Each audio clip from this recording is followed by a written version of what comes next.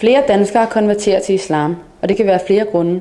For eksempel religiøs søgen, giftermål eller mangel på tiltalende budskaber i egen religion. Men hvorfor? Og hvem er de personer, som konverterer til islam? Siden 1970'erne har omkring 4.000 etniske danskere konverteret til islam. De nye danske muslimer har forskellige sociale baggrunde. De fleste bor i hovedstaden eller en provinsby, hvor der kan eksistere en påvirkning, der kan føre til, at de konverterer. Konvertitterne befinder sig da også ofte i en udsat position, hvor de er familien, og at den tidligere omgangskreds bliver mødt med vrede. Men er det sandt? Tendensen er også, at der er flere og flere yngre kvinder, som konverterer til islam.